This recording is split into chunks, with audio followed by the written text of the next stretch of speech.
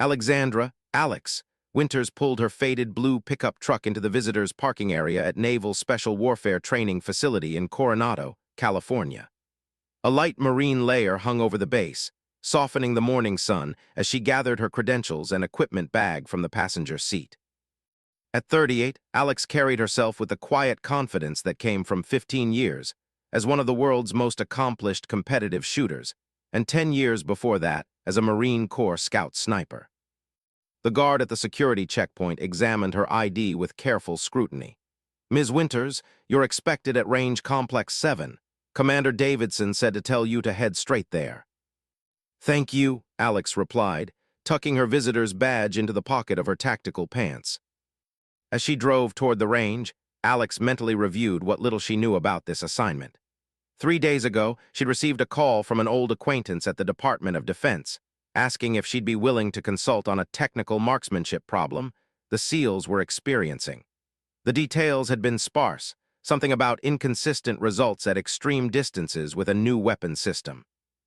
Given her reputation in precision shooting circles and her previous work with military training programs, the request wasn't unusual. What was unusual was the urgency. They wanted her immediately, offering to pay her standard consulting fee plus expenses if she could be on site within 72 hours.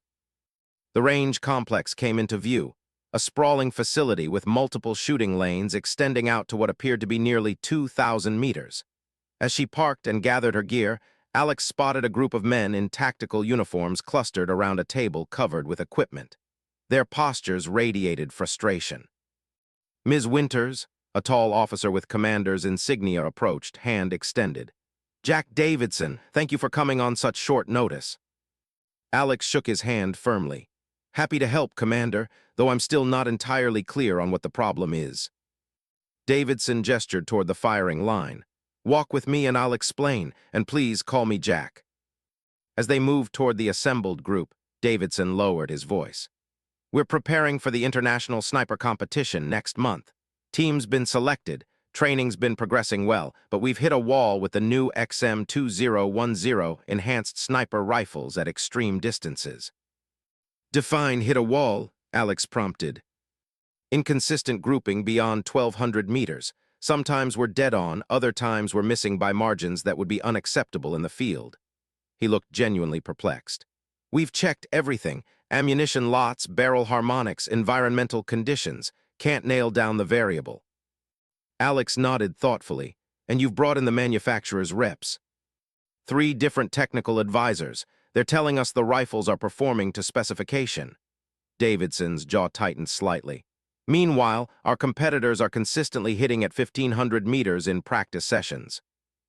As they reached the group, Alex felt the weight of several evaluating gazes. She was used to it. The initial skepticism when she entered predominantly male spaces, especially in elite military circles. "Gentlemen," Davidson announced, "this is Alexandra Winters, former Marine Corps scout sniper, 7-time national long-range shooting champion, and current world record holder for precision rifle at 1,800 meters. The Dudee has brought her in to consult on our distance accuracy issues." A compact, muscular man with Chief Petty Officer insignia stepped forward, hand extended. "Chief Petty Officer Mike Ramirez, lead instructor for the sniper element. Appreciate you coming." His tone was professional but reserved. Alex recognized the careful neutrality, not outright dismissal, but not full acceptance either. She'd encountered it countless times throughout her career. "Chief Ramirez," she acknowledged, shaking his hand, "why don't you walk me through what you're experiencing?" For the next 30 minutes, Ramirez detailed their training regimen, the specifications of the new rifles, and the inconsistencies they'd been encountering. The problem was indeed puzzling. Perfectly executed shots that should have hit center mass were frequently missing by significant margins at distances beyond 1,200 meters. "Mind if I observe a few shots?" Alex asked when Ramirez finished his explanation. "Of course," he replied. "We've got the team set up at the 1,500-meter line now. They've been running drills all morning." Alex followed Ramirez to where 6 SEAL snipers were positioned at the firing line. Through her spotting scope, she could see their target, standard silhouette targets with scoring rings. Even from this distance, it was evident that their shots were scattered widely around the targets, with few hitting the center rings.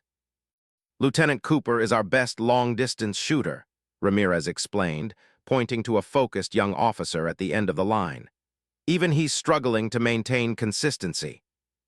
Alex watched as Cooper carefully settled behind his rifle, controlled his breathing, and squeezed the trigger. The shot missed the target completely. "Damn it," Cooper muttered, adjusting his scope. "May I?" Alex asked, gesturing toward his position. Cooper looked to Ramirez, who nodded. The lieutenant moved aside, allowing Alex to settle behind his rifle. She didn't immediately look through the scope. Instead, she ran her hands along the rifle's stock, checked the bipod stability, and examined how the weapon was resting against the shooting mat. "When did you receive these rifles?" she asked as she worked.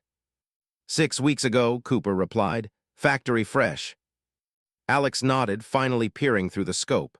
She studied the target, then the terrain between the firing line and the distant silhouette.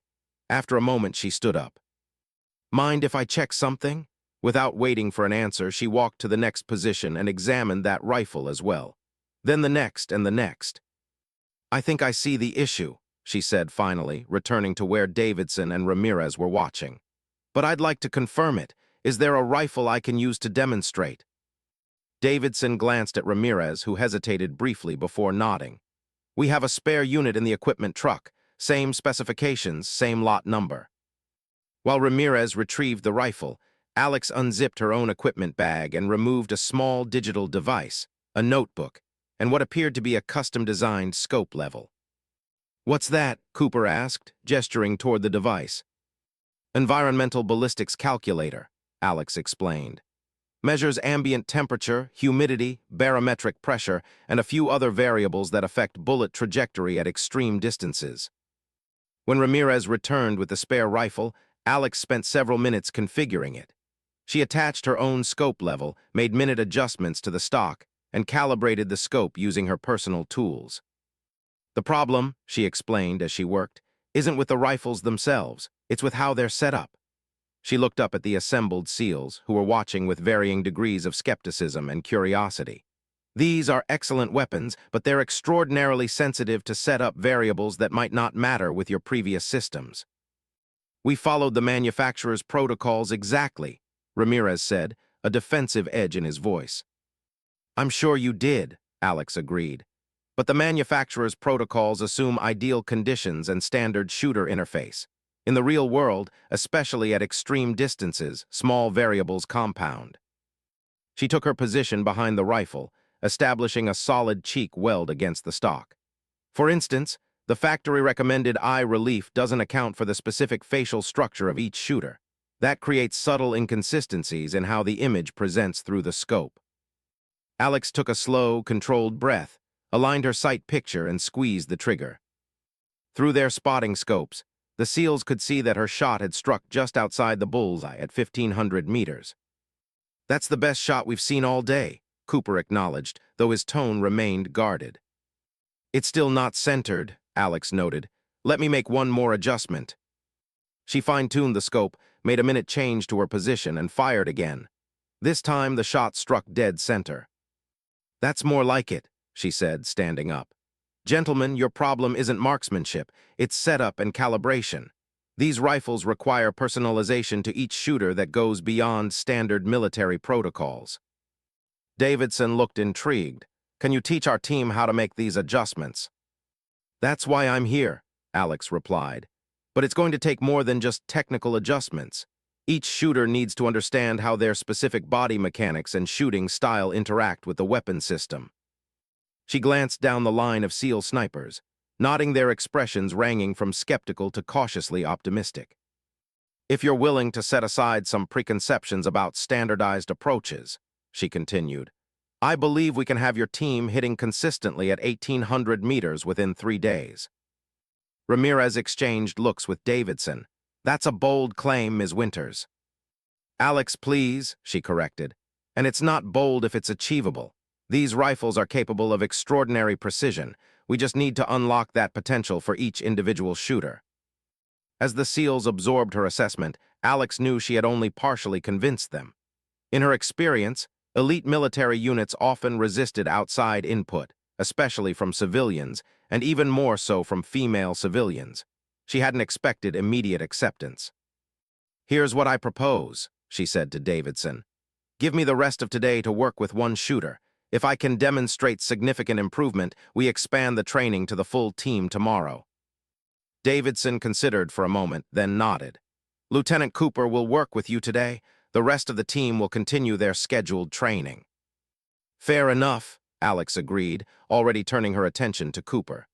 "Lieutenant, let's get started by completely breaking down your shooting position and rebuilding it from the ground up."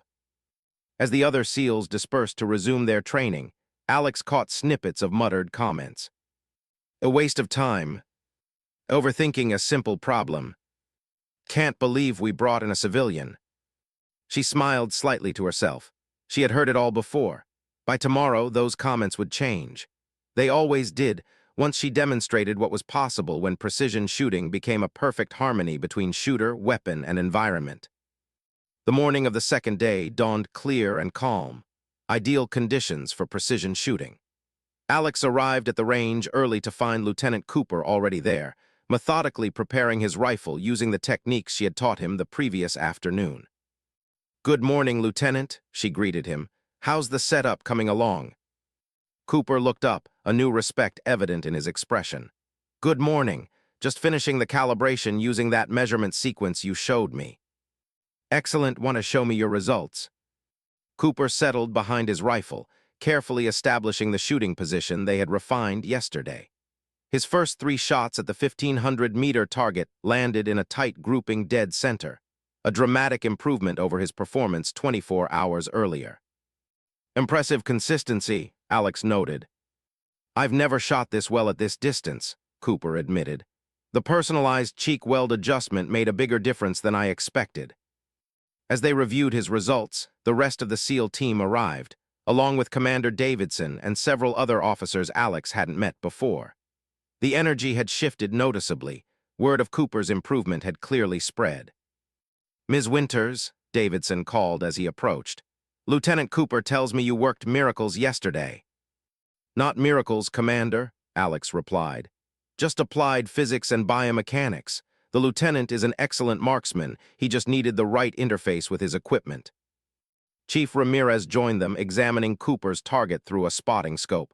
"That center mass at 1,500 meters, consistent grouping." He turned to Alex, his previous skepticism notably diminished. "What exactly did you adjust?" For the next hour, Alex walked the team through the personalization process she had developed with Cooper.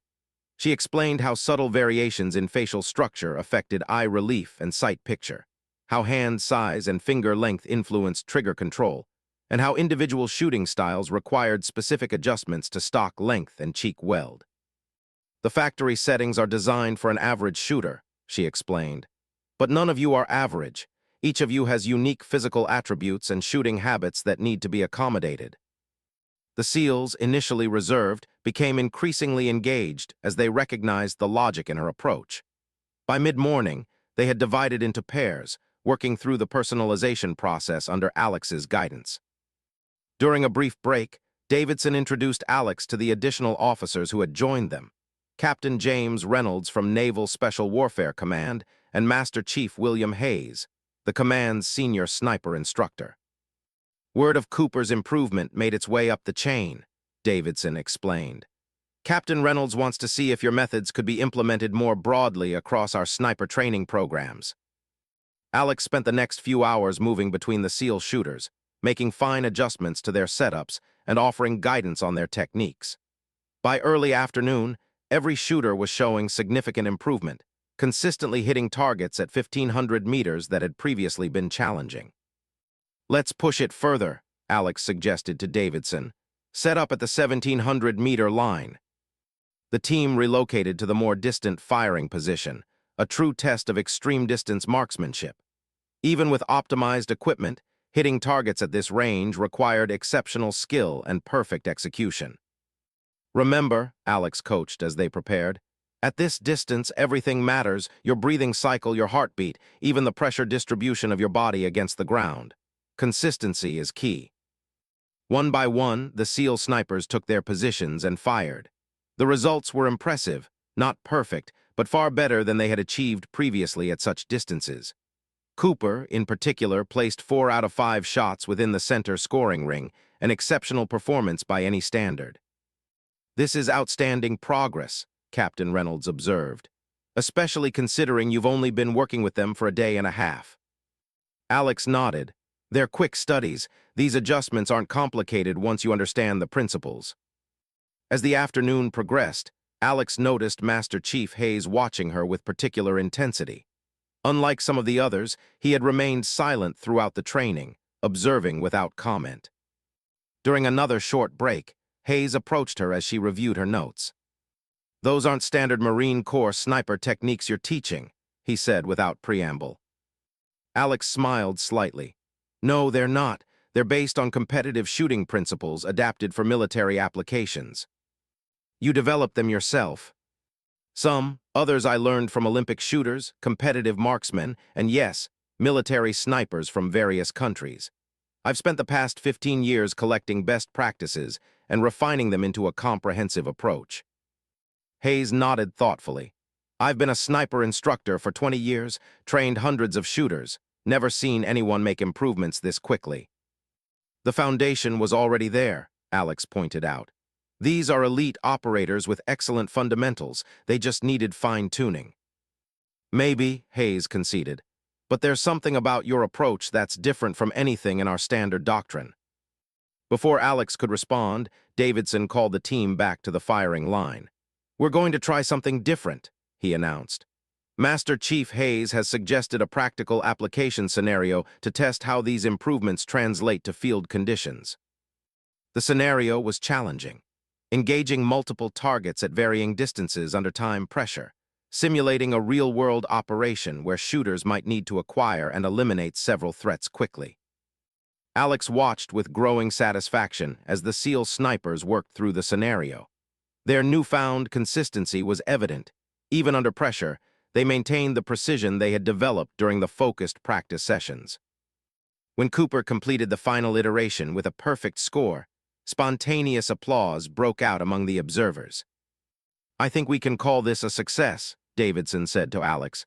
"Whatever you're doing, it's working." "The real test will come tomorrow," Alex replied. "Let's see if they can maintain this performance at even greater distances." As the day's training concluded, Captain Reynolds approached Alex again. "Ms. Winters, I'd like you to join us for dinner this evening. There are some aspects of our upcoming competition that I'd like to discuss with you privately."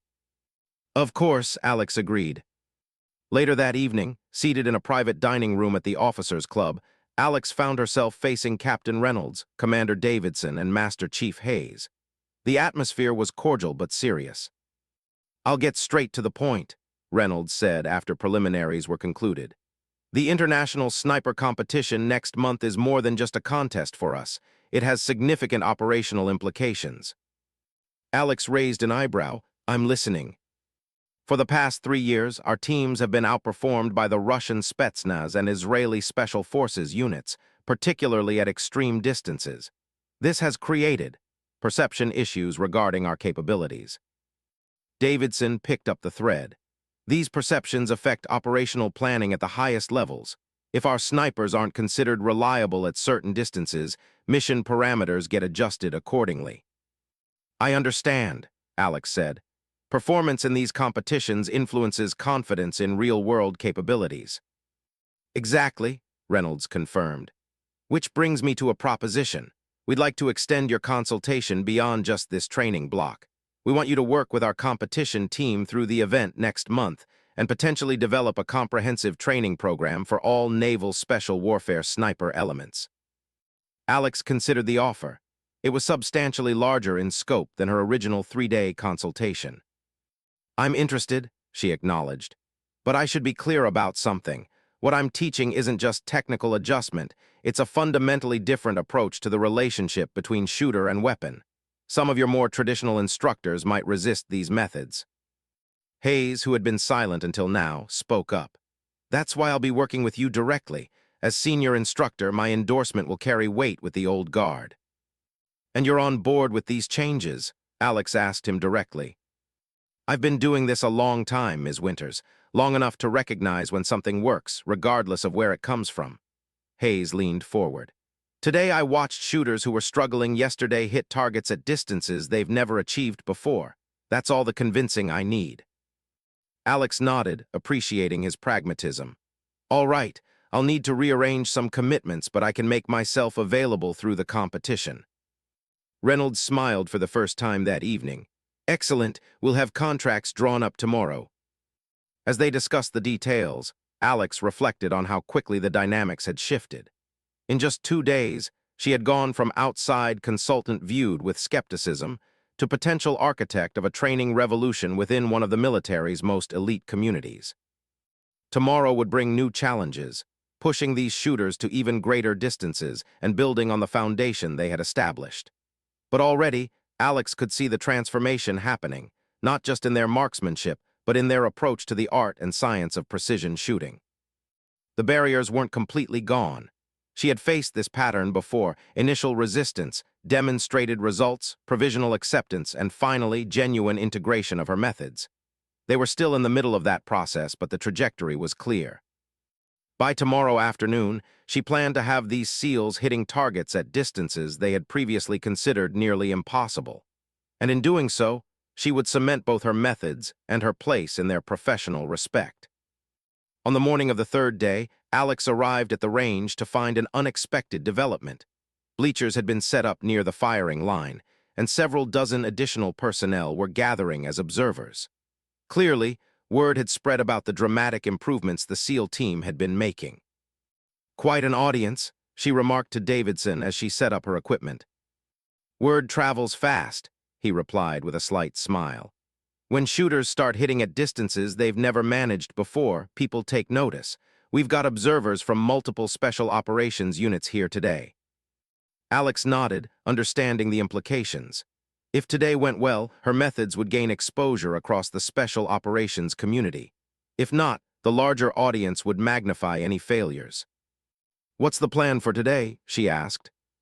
"Master Chief Hayes and I discussed it last night," Davidson said. "We want to push to 1,800 meters, the current documented maximum effective range for the XM2010 system." Alex raised an eyebrow. "Ambitious. That's world-class competition distance, not typical military engagement range." "Exactly why we want to attempt it. Breaking that barrier would make a statement." As they spoke, the SEAL team arrived and began preparing their equipment using the procedures Alex had taught them. Their demeanor had changed noticeably, the initial skepticism replaced by focused determination. They moved with the quiet confidence of professionals who had discovered a new dimension to their craft. "Good morning, gentlemen," Alex greeted them. "Today we're pushing to 1,800 meters. Before we start, let's review environmental considerations at that distance." For the next 30 minutes, she walked them through the additional variables that became significant at extreme ranges. The Coriolis effect caused by the Earth's rotation, light refraction through air layers of different temperatures, even the subtle influence of the Earth's curvature on bullet trajectory. "At this distance, you're not just shooting at what you see," she explained. "You're shooting at where the target will mathematically intersect with your bullet after accounting for all these factors." The SEALs absorbed the information with professional intensity. Even Chief Ramirez, who had been the most skeptical initially, asked detailed questions about calculating these advanced variables.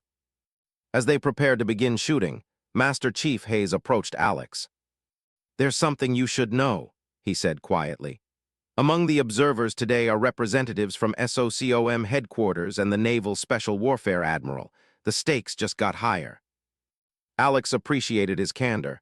"Thanks for the heads up. Does the team know?"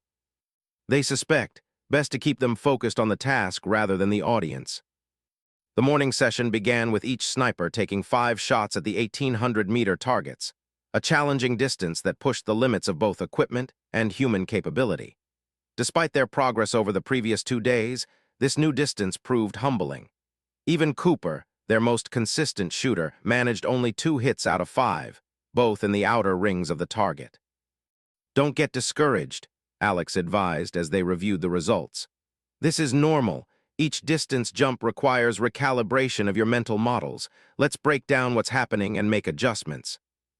She worked with each shooter individually, helping them understand how the increased distance magnified small errors and required more precise reading of environmental conditions. By mid-morning, their performance was improving, with most shooters now hitting the target consistently, though precision remained elusive. During a break, Alex noticed a cluster of senior officers had joined the observers, their rank insignia and bearing marking them as high-level leadership. The pressure was building, but she remained focused on the task at hand. "Let's try something different," she suggested when training resumed. "Instead of treating 1,800 meters as an extreme challenge, let's approach it as simply another distance. Your fundamentals don't change, only the mathematical adjustments to account for external factors." This psychological reframing helped. The next round of shooting showed marked improvement, with Cooper finally placing a shot in the center ring, the team's first bullseye at this distance. "Outstanding, Lieutenant," Hayes praised. "Now repeat it consistently." Throughout the afternoon, the SEAL snipers gradually improved their performance at the extreme distance. What had seemed nearly impossible in the morning was becoming achievable, if not yet routine. By late afternoon, all 6 shooters had hit the center scoring ring at least once, a significant accomplishment that drew murmurs of appreciation from the observers. "They're making remarkable progress," Captain Reynolds commented as he joined Alex and Davidson. "But we're still not seeing the consistency we need for the competition." Alex nodded thoughtfully. "They're at the edge of a breakthrough. The physical components are aligned. What's missing is the mental integration." "Meaning," Reynolds prompted. "At extreme distances, the best shooters develop an almost intuitive understanding of all variables simultaneously. It's not calculated so much as felt." Alex considered for a moment. "I have an idea for a demonstration that might help crystallize the concept." She outlined her plan to Davidson and Reynolds. After a brief discussion, they agreed to her proposal, though Reynolds looked skeptical. "Gather the team," Alex requested. "I want to show them something that might help them understand what we're trying to achieve." When the SEAL snipers assembled, Alex addressed them directly. "You've all made tremendous progress over the past 3 days. You're hitting targets at distances that were giving you trouble earlier this week. But you're still thinking of this as a challenging technical problem to solve, which creates hesitation and second-guessing." She gestured toward the 1,800-meter target. "At this distance, excellence requires more than technical proficiency. It requires complete integration of all skills until they become second nature, until the rifle becomes an extension of your body, and your understanding of environmental factors becomes intuitive rather than calculated." "How do we develop that?" Cooper asked. "It comes with time and practice," Alex replied, "but sometimes seeing it demonstrated can accelerate the process." She turned to Hayes. "Master Chief, may I borrow your rifle for a demonstration?" Hayes raised an eyebrow but handed over his carefully customized XM2010. Alex spent a few minutes examining it and making minor adjustments to suit her frame. "What I'm about to demonstrate isn't a trick or a stunt," she explained as she worked. "It's the end result of thousands of hours of practice, the point where technical skill becomes intuitive mastery." When she was satisfied with the rifle's setup, Alex moved to the firing line. Instead of lying prone as the snipers had been doing, she took a seated position, the rifle supported by a lightweight bipod. "Standard seated position offers more stability than standing but less than prone," she explained. "It requires greater body awareness and control." The SEALs watched intently as Alex established her position. She took several slow breaths, her eyes closed as if visualizing the shot. When she opened them, she peered through the scope for only a few seconds before adjusting the elevation and windage knobs with quick, precise movements. Without another word, she fired 5 rapid shots, much faster than the deliberate pace the snipers had been using. Through their spotting scopes, they could see all 5 rounds had struck within the center ring of the target at 1,800 meters, forming a tight group that would be impressive at half that distance. A murmur ran through the observers. Even the senior officers leaned forward in their seats. "That's extraordinary shooting," Davidson said, voicing what everyone was thinking. "Not finished yet," Alex replied quietly. She stood, adjusting the rifle's sling to support it in a modified standing position. This posture, far less stable than seated or prone, was rarely used for precision shooting beyond a few hundred meters. At extreme distances, standing shots are considered nearly impossible, she explained to the watching SEALs. But when you truly understand the relationship between your body, the weapon, and the environment, even the impossible becomes achievable. Alex took a single deep breath, settled the rifle against her shoulder, and fired one shot. Through the spotting scopes, they could see it had struck dead center, a perfect bullseye at 1,800 meters from a standing position. The range fell completely silent. Without lowering the rifle, Alex made one final adjustment to her stance. The ultimate expression of intuitive mastery is the ability to execute without conscious calculation, to know rather than think. And then, to the astonishment of everyone watching, she began walking slowly backward, away from the firing line, the rifle still shouldered. After 3 steps without pausing, she fired a final shot. Through their scopes, the observers could see this last round had struck the very center of the target, overlapping her previous shot, a perfect bullseye at 1,800 meters while walking away from the target. The silence that followed was profound, broken only when Master Chief Hayes whispered, "Jesus Christ." Alex returned to the firing line and handed the rifle back to Hayes. "That's what intuitive mastery looks like," she said simply. "Not something to attempt regularly, but a demonstration of what's possible when technique becomes second nature." The SEALs stared at her with new eyes, not just respect, but something approaching awe. Even Chief Ramirez, the most skeptical among them, seemed at a loss for words. "How?" Cooper finally managed, gesturing toward the target. 15,000 hours of practice," Alex replied, "and a complete understanding of how all variables interact at extreme distances." She addressed the entire team. "I'm not showing you this to intimidate you. I'm showing you what's achievable with the right approach and sufficient practice." As the demonstration concluded, the observers began to disperse, many of them discussing what they had just witnessed with animated gestures. The senior officers remained in conversation with Captain Reynolds, occasionally glancing toward Alex. Davidson approached her, shaking his head in amazement. "In 20 years of shooting, I've never seen anything like that. A bullseye at 1,800 meters while walking away? Most people would consider that impossible." "Most of the limitations we accept are self-imposed," Alex replied.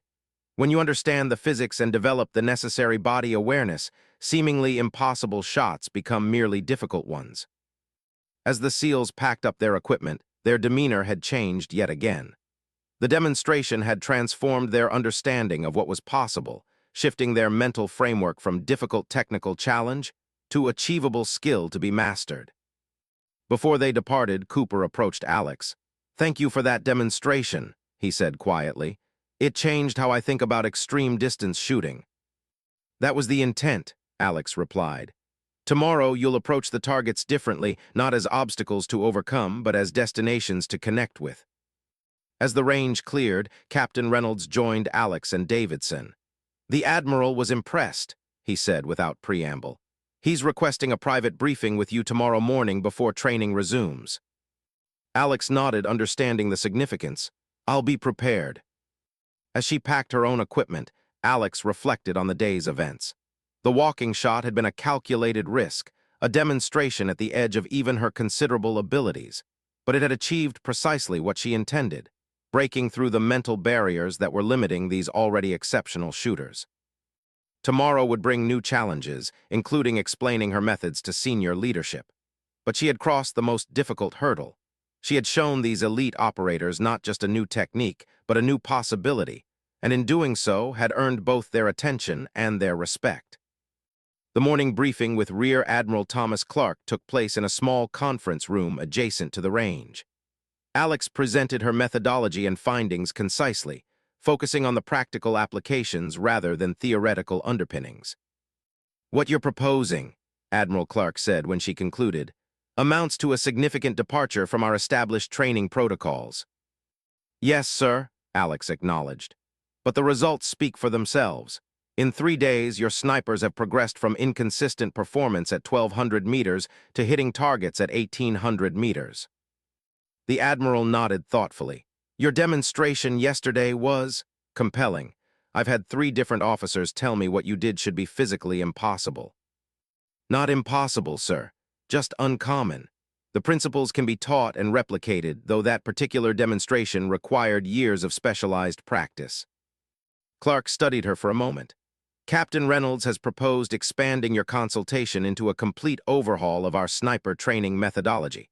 That would be a substantial commitment from both you and the Navy. I understand, sir, and I'm prepared to develop a comprehensive program if that's what you decide. Before I make that decision, Clark said, leaning forward slightly, I need to understand something. You were a Marine Corps Scout sniper, one of the first women to qualify. You could have stayed in, possibly risen through the ranks. Instead, you left to pursue competitive shooting. Why? Alex appreciated the directness of the question. It went to the heart of her credibility and motivations. The honest answer, Admiral? I left because I could accomplish more outside the system than within it. 15 years ago, the military wasn't ready for certain approaches to marksmanship that crossed traditional boundaries. As a civilian shooter, I had the freedom to explore and develop techniques that military doctrine considered unorthodox. Clark nodded slowly, and now? Now I believe the special operations community is ready for these approaches. The operational demands have evolved, and with them, the willingness to consider unconventional methods that produce superior results. The Admiral seemed satisfied with her response. Very well, I'm authorizing Captain Reynolds to proceed with the expanded consultation. I want regular updates on the team's progress leading up to the competition. Yes, sir. And Ms. Winters, that shot while walking away, I'd appreciate it if you could explain to me sometime how exactly that's possible. Alex smiled slightly. It would be my pleasure, Admiral.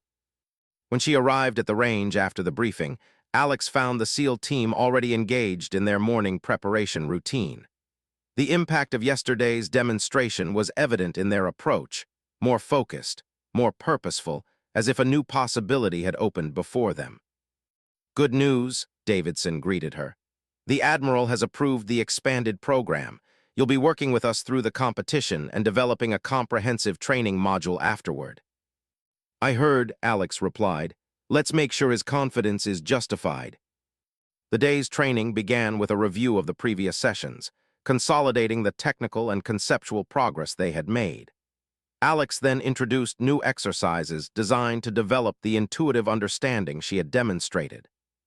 Today we're focusing on what I call integrated awareness, she explained. The ability to simultaneously process all variables affecting your shot without conscious calculation. The exercises were unconventional, shooting with eyes closed after establishing sight picture, maintaining target acquisition while deliberately disturbing body position, rapid engagement of multiple targets at varying distances without pausing to recalculate. Some of the SEALs struggled initially with the conceptual shift from methodical calculation to intuitive execution. The precision they had developed through careful technical application seemed to deteriorate when pushed toward more fluid, intuitive shooting. This is normal, Alex assured them during a mid-morning break. You're transitioning from conscious competence to unconscious competence. There's always a temporary regression before the breakthrough. Cooper, who had been the quickest to adapt to her methods, nodded in understanding. It's like learning to drive. Eventually, you stop thinking about every movement and just drive. Exactly, Alex confirmed. Your body knows what to do. Your task is to get your analytical mind out of the way and trust that knowledge. Throughout the day, Alex worked with each shooter individually, helping them identify the specific mental patterns that were hindering their transition to intuitive mastery. For some, it was excessive analysis. For others, it was difficulty trusting their perceptual judgments without verification. By mid-afternoon, the first breakthroughs began to occur. Ramirez, who had struggled most with the transition, suddenly placed 5 consecutive shots in the center ring at 1,800 meters, moving between shots in a fluid rhythm that belied the technical complexity of what he was achieving. It just clicked, he explained afterward, looking somewhat surprised. I stopped calculating and started feeling the shot. Similar breakthroughs followed with the other shooters. As the day progressed, their performance at extreme distances became not just acceptable but exceptional, approaching the standards of elite competitive shooters rather than conventional military snipers. During the final session of the day, Alex introduced a practical application scenario similar to what they might face in the upcoming competition, engaging multiple targets at varying distances under time pressure, with changing environmental conditions simulated by programmed shifts in the wind flags positioned along the range. The SEALs' performance was remarkable, far beyond what they had been capable of just 4 days earlier. They moved between targets with confidence, adapted to changing conditions without hesitation, and maintained precision even under pressure. As the exercise concluded, spontaneous applause broke out among the observers who had again gathered to watch their progress. Captain Reynolds, who had joined them for the afternoon session, looked genuinely impressed. "If they shoot like this at the competition," he said to Alex, "we'll make a statement that won't be ignored." "They'll shoot better than this," Alex replied with quiet confidence.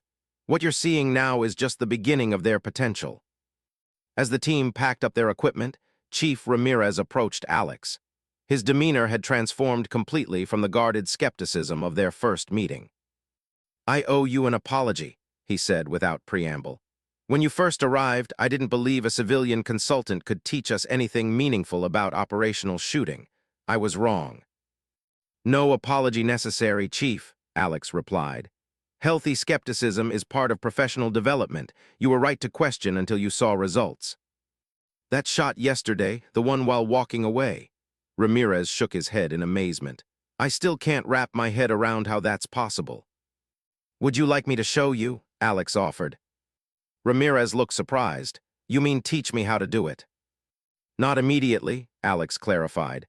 "But I can explain the principles behind it. With enough practice, it's a skill you could develop." Over the next hour, as the range cleared of other personnel, Alex worked with Ramirez to explain the complex integration of body awareness, environmental reading, and predictive calculation that made the walking shot possible. She demonstrated the foundational exercises that had led to her own mastery of the technique, breaking down what had seemed magical into comprehensible components. "This is going to take years to master, isn't it?" Ramirez asked as they concluded. "The walking shot? Yes, probably. But the underlying principles will improve your standard shooting almost immediately." As they packed the last of their equipment, Commander Davidson joined them. "Alex, the team would like to invite you to dinner tonight, a small token of appreciation for what you've taught them." "I'd be honored," she replied. That evening, seated at a long table in a private room at the officers' club, Alex found herself surrounded by the SEAL sniper team, along with Davidson, Reynolds, and Hayes. The atmosphere was relaxed and collegial, a stark contrast to the guarded professionalism of their first meeting. "I'd like to propose a toast," Cooper announced, raising his glass. "To Alexandra Winters, who showed us that what we thought was impossible was merely difficult, and what we thought was difficult was actually well within our grasp." "To Alex," the others echoed, raising their glasses. As conversation flowed around tactics, techniques, and preparations for the upcoming competition, Alex reflected on the journey of the past 4 days. She had arrived as an outside consultant, viewed with skepticism and reserve. She would depart as a respected colleague and instructor, having fundamentally changed how these elite operators approached their craft. The Bullseye while walking away had been the dramatic turning point, the moment when skepticism transformed into belief. It wasn't just a demonstration of extraordinary skill, but a vivid illustration of what was possible when technique transcended conscious thought and became intuitive mastery. Later in the evening, Master Chief Hayes, who had been relatively quiet throughout dinner, finally spoke directly to her. "You know, in 25 years of military shooting, I've seen maybe 3 people who could do what you did yesterday, and none of them could explain how they did it in a way others could understand." "That's why I left competition to focus on teaching," Alex replied. "Exceptional performance is valuable, but being able to break it down and transfer the knowledge, that creates lasting impact." Hayes nodded thoughtfully. "The Navy, all the services, really need that kind of knowledge transfer. Too often, our best shooters retire without effectively passing on what made them great." "That's exactly what the program we're developing will address," Alex assured him. "Not just techniques, but the principles behind them and the methods for teaching them effectively." As the evening concluded and the group began to disperse, Captain Reynolds took Alex aside. I received word this afternoon that the Admiral has approved the full scope of our proposed program. We'll want you to start immediately after the competition. I'll make the necessary arrangements, Alex promised. There's one more thing, Reynolds added. The demonstration team that travels to military and public events showcasing naval special warfare capabilities. They've requested you join them for several high-profile demonstrations. Your walking shot has apparently become something of a legend already. Alex smiled. I'd be happy to participate, schedule permitting. As she drove back to her hotel that night, Alex reflected on the unexpected path her career had taken. From Marine Corps scout sniper to competitive shooter to consultant, and now, potentially, the architect of a revolution in military precision marksmanship training. The Bullseye, while walking away, had been more than just a dramatic demonstration. It had been a perfect metaphor for her approach to marksmanship and to life, maintaining focus on the target even while moving in a new direction, trusting in skills so deeply ingrained they transcended conscious thought. 4 days ago, the SEAL snipers couldn't hit their targets at extreme distances despite their considerable skill and dedication. Today, they were performing at world-class levels, with the potential to go even further. All because she had shown them what was possible when technique became intuition, most dramatically demonstrated by hitting the bullseye while walking away.